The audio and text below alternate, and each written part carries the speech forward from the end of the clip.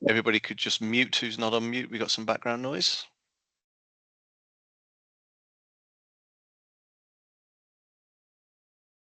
So, what is asset transfer? So, councils have discretionary power under the General Disposal Consent England 2003 and Section 123 of the Local Government Act to consider disposal of surplus assets at less than best consideration. So that means less than their value. This is where such disposal is likely to contribute to the promotion or improvement of the economic, social, environmental well-being of the area and its residents. And provided the value is less than 2 million, and that's the important amount, they are empowered to do that. If the amount is above 2 million, they have to go to approval of the Secretary of State. So we've established quite easily now that parish councils, town councils can receive assets that belong to the district and county councils. But that opens a very important question. While it's a unique time for Staffordshire, just because you can, does it mean you should?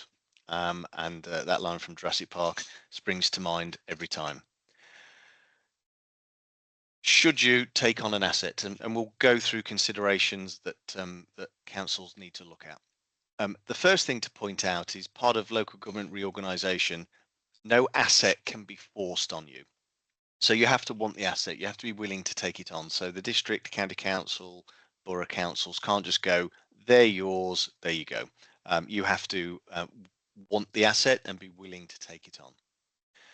So there are key considerations to think about when doing asset transfer. Firstly, all assets come with benefits and burdens. So while it will come with positives, there are always negatives to think about with any asset. Liabilities from assets can be quite broad. There may be contracts in place, covenants, ongoing maintenance costs.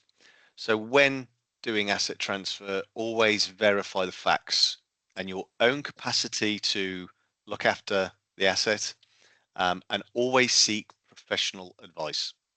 That's the most important thing. There are a number of considerations, both legal and operational, when taking on an asset. First, ensure you have the power to acquire the asset. So, sake of argument, make sure it belongs to the district council, as an example. Parish councils and town councils do have compulsory purchase powers, so ensure you have those if that's something you're looking at. If there are any staff with this asset, a community centre, for example, it might have some contracted staff. They would come with that, so you've got to check to-pay rules and pension liabilities and those sorts of things. With any asset, review existing maintenance contracts and liabilities, and always carry out environmental checks of an asset that you're taking on. Check the condition it's in and other factors. I'll outline now some of the types of assets and the risks that come with them that people need to think about. Car parks, so parish town councils, we're allowed to own car parks, but we don't have any enforcement powers. Our level of government is not allowed to exercise enforcement powers, but what it can do is contract out that to the district council or private contractors, but it has no powers itself to carry out enforcement. Public toilets, so if taking on public toilets, there could be long-term contracts in place for the facilities of those sorts of things. Allotments, if you already exist, you should have allotments because by law, parish and town councils are the statutory allotment body, so they can't be refused. But given everybody on here is already a parish council, town council, if they exist in your area, you've already got them. And if you're taking on buildings, there may be existing partners or tenants in there that may have accrued informal rights to be aware of. Play areas, so obviously play areas will have maintenance costs, and a play area will only last for so long. So in the long term, you need to plan for renewal of such an asset. Open park spaces, they're going to have ongoing grounds maintenance costs. Village halls, And community buildings, they'll have insurance, maintenance cost, again, existing users, there'll be operational costs for those assets. And any historic buildings, they could have legal restrictions and again, other associated costs of running such a building. And obviously, when you take on any type of asset, it's going to affect one thing, and that will be your insurance. So obviously, you then also need to make sure that your insurance covers any of the assets you're taking on.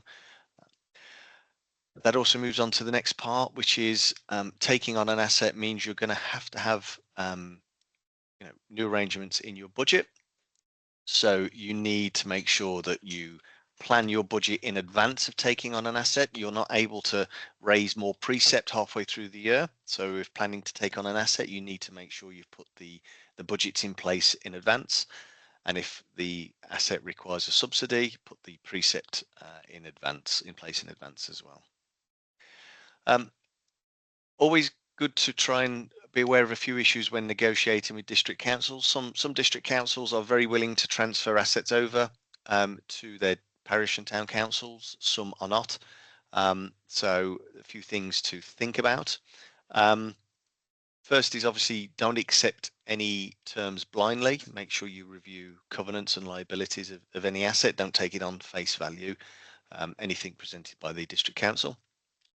Try and negotiate some financial support or removal of any restrictive clauses. So while an asset will not come with any finance to support it or run it, other than if it generates income, district councils may be willing to make a grant to the parish council to help get them going or help protect an asset for a few years. But don't bank on anything medium or long term, particularly as the district and borough councils will not exist in a few years' time. Always worth explaining to the district and borough councils that you are protecting an asset for the community. You are a council as well.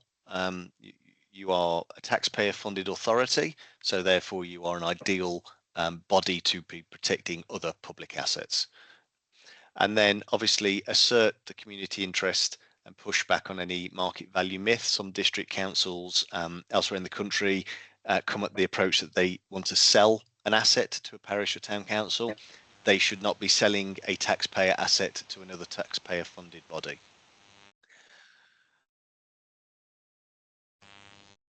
When coming on to managing assets, we got some feedback on the microphone. Could everybody ensure they're muted, please? When managing new assets, so there are ways that can be done. Use charities or community interest companies to manage assets but not own them. You could use private companies. These could be managed by extra council committees. So it doesn't necessarily have to be in-house. There are other options for managing some of these assets you may take on. Avoid transferring ownership to charities. That's irreversible. If you put something into a charity, into a trust, it will be next to impossible to undo that. So advise against that. And avoid any inflexible arrangements when taking on a new asset that you've not had before. That you'll probably find over the first couple of years how you manage that will need to change and adapt to a new way of working. So keep flexibility in mind. Always establish clear governance to prevent any mismanagement of a new asset.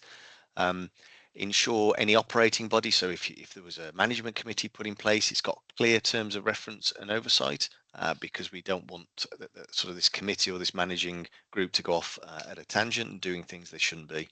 And do regular reviews to see how it's going. Again, if you're taking on an asset you've not run before, there's as much a learning curve as anything else. So obviously keep flexibility in mind and review how that is going. There's also a number of important post-transfer actions. Check the land registry records post-transfer. You'd be surprised how many parish councils in Staffordshire have the same name as another parish council somewhere else in England, and it's not unusual for the land registry office to make a mistake and put it against the wrong council. So do check that if you've taken on an asset. There would be a need to notify users or tenants of changes if it's some sort of community building that's got people using it. And also you'd need to do a full budget review. It will cost money to run an asset. It will probably cost you a different amount to the previous owner. So you'll need to do a full budget review of the asset itself and obviously the council as a whole. But one thing I will say is this is quite an unusual time for Staffordshire. The district and borough councils and county councils being abolished means that there is a unique opportunity to take on assets. And obviously, if something's refused, when the district and county council cease to exist, everything will pass to a big unitary council, and we don't know what the future of any of these sort of assets will be in the future. Obviously, a big unitary council is going to be focused on big strategic issues, and the little things will probably tend to fall through the gaps. So this is an ideal time for parish and town councils to establish themselves as a really important part of the local government in Staffordshire. It's also worth pointing out the clock is ticking. So obviously, between now and 2028, the district councils at some point are going to disappear. So there is a bit of a time pressure for anybody wanting to take on assets. Just in conclusion, so transferring assets, well, it's both an opportunity and an obligation. So you need to be aware of those. Prioritize due diligence and professional advice. That is key when taking on any asset. Negotiate smartly, assert any community rights and community interest of you taking it on. Plan long term as well to sustain the service and avoid any liabilities that can come out. That's a light touch. There is a nice course the SLCC do on their website. It's about £30, and it's a really good in-depth course. So it's about an hour, 2 hours long, and with a professional property expert. So that's a worthwhile course to explore. And now I'm happy to take any questions members have. I'll just stop sharing my screen and stop the recording, and then I'll go through questions. So just give me a second.